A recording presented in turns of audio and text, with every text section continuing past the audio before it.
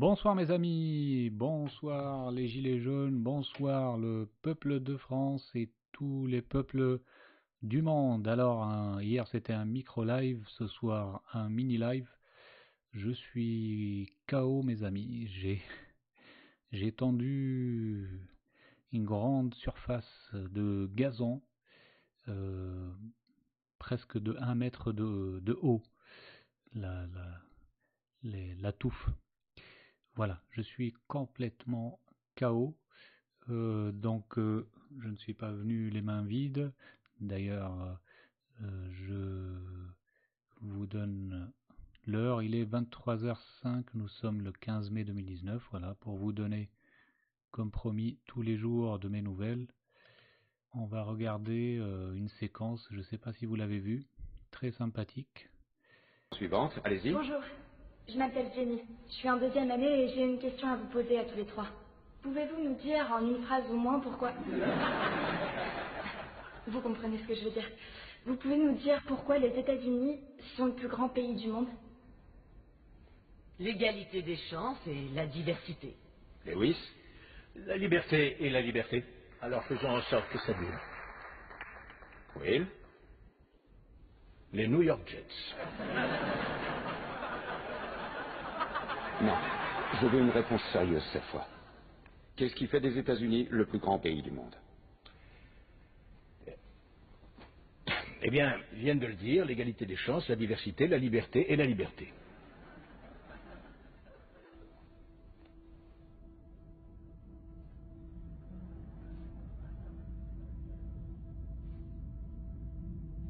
Je ne vous laisserai pas reprendre votre avion tant que vous n'aurez pas répondu.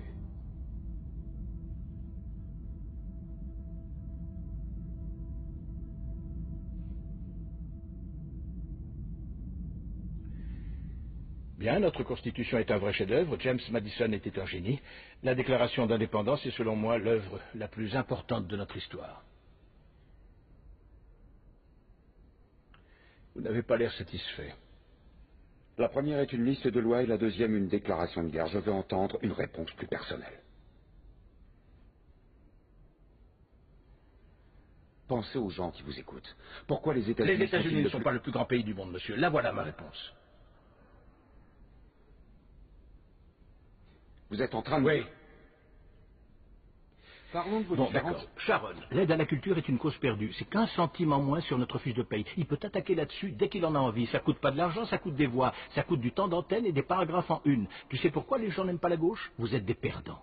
Si vous êtes si malin, comment ça se fait que vous perdez comme des cons à toutes les élections? Et puis toi, comment tu fais pour garder ton sérieux en disant à des étudiants que notre pays est tellement exceptionnel et merveilleux que nous sommes le seul peuple dans le monde à connaître la liberté? Le Canada est un pays libre, le Japon est un pays libre. L'Angleterre, la France, l'Italie, l'Allemagne, l'Espagne, l'Australie et la Belgique sont des pays libres. Parmi les 207 États souverains qu'il y a dans le monde, 180 d'entre eux sont des pays libres. Enchaînons. Et toi, la fille à papa, écoute, juste au cas où tu t'aventurerais accidentellement dans un bureau de vote, il y a certaines choses qu'il vaut mieux que tu comprennes. Par exemple, qu'il n'y a absolument aucune preuve qui atteste que les États-Unis sont le plus grand pays du monde. Nous sommes 7e en ce qui concerne le taux d'alphabétisation, 27e en maths, 22e en sciences, 49e en espérance de vie, 178e en mortalité infantile, 4e en force de travail, 3e en revenu médian des ménages et 4e en exportation. Nous sommes premiers dans seulement 3 catégories. La proportion de citoyens incarcérés par habitant, le nombre d'adultes qui croient que les anges existent et les dépenses militaires qui sont plus élevées que celles des 26 pays suivants cumulés, dont 25 sont nos alliés. Alors bien sûr, rien de tout ça n'est la faute d'une jeune étudiante en journalisme. Mais ça montre malgré tout de manière flagrante que tu fais partie de la pire génération qui a jamais vu le jour dans toute l'histoire de ce pays. Si tu me demandes ce qui fait des États-Unis le plus grand pays du monde, la question est tellement conne que je n'ai aucune réponse. Yosemite.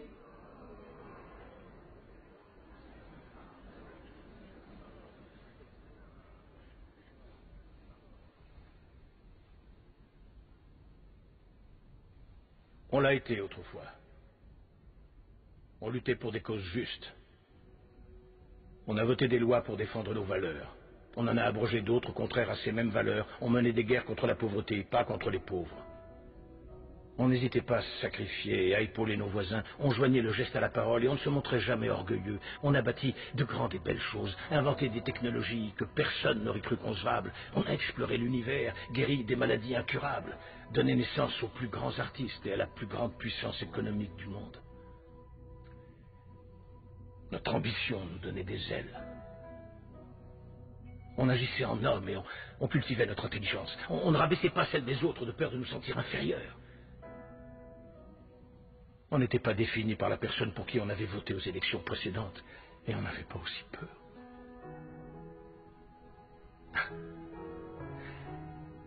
On était capable d'être et de faire toutes ces choses parce qu'on était informés. Par de grands hommes, des hommes respectés. La première étape dans la résolution d'un problème est de reconnaître qu'il y en a un. Qu'on le veuille ou non, les États-Unis ne sont plus le plus grand pays du monde.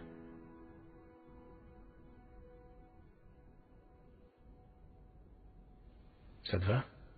Voilà mes amis, j'espère que ça vous a plu. Alors, une précision s'impose à partir de la partie où il dit mais on l'a été autrefois, on a fait ces avancées pour la liberté, on a fondé ce pays pour défendre les grandes valeurs de l'humanité.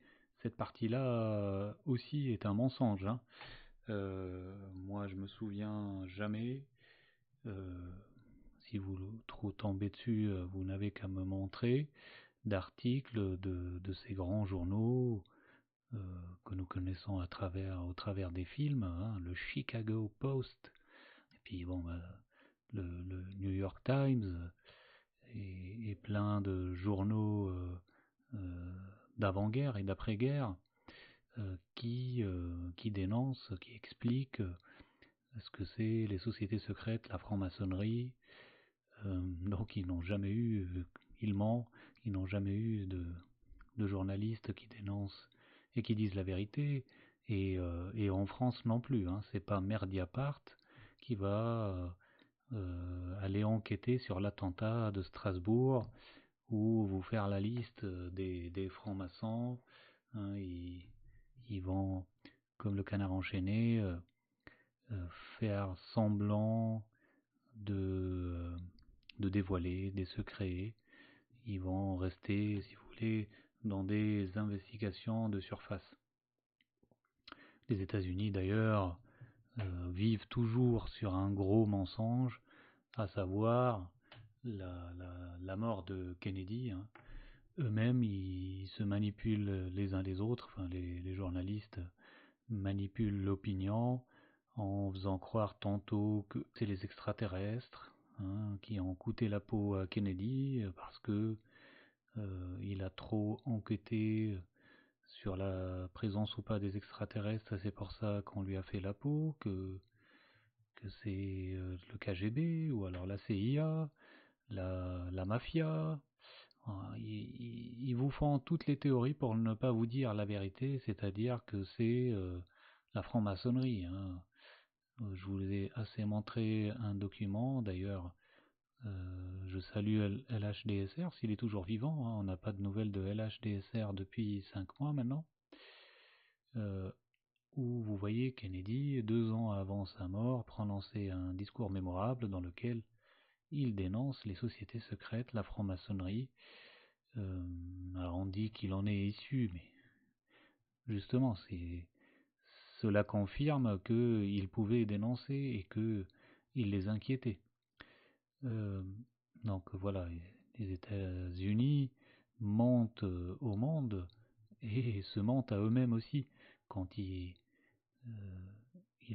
veulent croire qu'ils ont bien traité les Amérindiens, les Indiens, hein. C'est un gros mensonge. Ils se sont comportés de manière plus que barbare, plus que sauvage avec les autochtones. Il est courant de dire que en France on est mieux qu'aux États-Unis et que surtout faisons en sorte de pas tout prendre de chez eux, parce que si nous sommes devenus moins bien qu'avant, c'est parce que, et c'est à cause des États-Unis. Je ne pense pas, parce que je pense qu'entre les deux, franchement, les États-Unis sont mieux sur le plan des libertés, sur beaucoup de plans, sont mieux que nous en France. Je vous donne juste un exemple. Les citoyens américains, avec le droit de posséder une arme, ont beaucoup d'avance sur nous. À eux, on ne pourra pas la leur faire, du type fausse apocalypse, même fausse guerre civile, on ne pourra pas la leur faire. Hein. Donc sur ce point-là, ils ont de la chance et ils ont de l'avance. Nous, on est complètement désarmés, on est à poil, et c'est pour ça qu'ils nous terrorisent. Hein. C'est notre État qui est lui, qui est armé et qui nous terrorise de l'intérieur. Parce qu'imaginez, si on avait le droit de posséder des armes, je pense vous comme moi si j'avais une arme, je vous dis, hein, le premier qui sort une arme dans un cinéma, qui disent Allahu Akbar, je vais vous tuer, ou qu'ils disent au nom de Hitler, je vais vous tuer, peu importe comment il va faire sa déclaration, moi je l'abats. Hein, et je pense que je suis pas le seul. Alors effectivement, ça arrange pas trop les affaires de ceux qui commanditent ces personnes. La franc-maçonnerie, notre État, ça les arrange pas si on se met à casser leurs plans. Bon, deuxième petit document. Lorsqu'il faut parler de complot, eh bien c'est Hanouna qui en parle, et puis il invite n'importe qui, c'est-à-dire des gens qui sont pas compétents pour en parler. Lorsqu'il faut parler, là pour le coup, de censure, eh bien on est obligé de se faire défendre par un Zemmour. Enfin, vous vous rendez compte, le système fonctionne ainsi. Il coupe la parole aux personnes qui peuvent le mettre en danger, les vrais dissidents, hein, qui ont des choses à dévoiler, et il nous oblige, même lorsqu'il s'agit de dénoncer le système, même lorsqu'il s'agit d'être dans la dissidence, même lorsqu'il s'agit là de révolution avec les gilets jaunes, eh bien c'est le système qui nous impose, soi-disant, nos propres défenseurs et nos propres représentants. Ce qui est génial avec les gilets jaunes, c'est que là, on a gagné je ne sais pas combien d'années, peut-être même des siècles, hein, au niveau de l'éveil et de l'information. C'est que là, vous avez eu les personnes qui n'en étaient pas sûres, qui voulaient des preuves, mais chaque semaine, vous avez eu des séquences habituelles, récurrentes du système, mais qui se sont succédées en accéléré, qui vous ont permis de voir que, par exemple, la manipulation par rapport à l'antisémitisme, c'est d'abord une fabrication d'État et c'est d'abord un terrorisme d'État. Tout le reste, hein, l'attentat de Strasbourg, toutes les manipulations, vous avez vu que c'est l'État qui crée le chaos, c'est l'État qui crée le crime, c'est l'État qui pousse les individus à la faute. Un exemple, Zemmour face Mounir Majoubi, qui lui dit écoute, vous nous censurez, c'est pas possible, avec Facebook, etc. Zemmour, qui n'est pas censuré.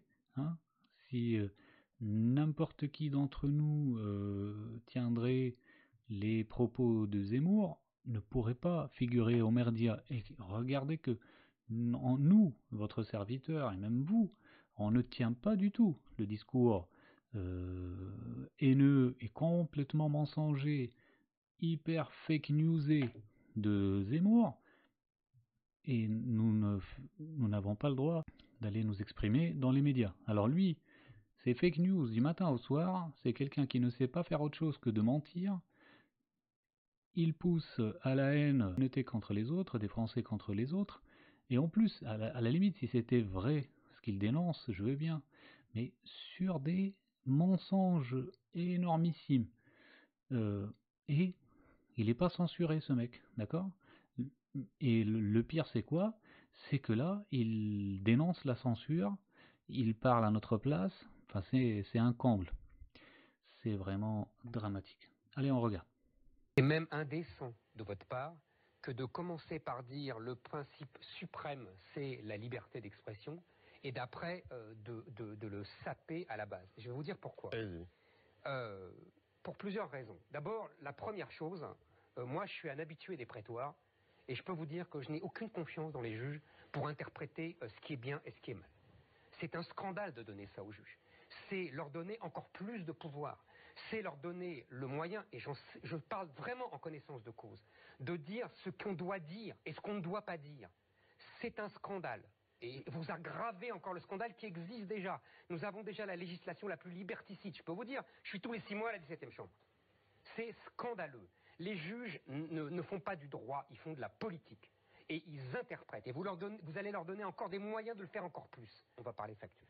En 1981, transportez-vous en 1981, on est tous les deux en 1981. Et je dis, voilà, François Mitterrand a eu la Francisque remise par le maréchal Pétain. Vous allez me dire, fake news. Je continue. Je vous dis, François Mitterrand a une fille secrète qui s'appelle Mazarine. Vous allez me dire, fake news. Et je vais vous dire, en plus, avec sa mère, ils vivent dans un palais national. Vous allez me dire, oh, la fake news. Moi, je vais vous dire ce qui va se passer.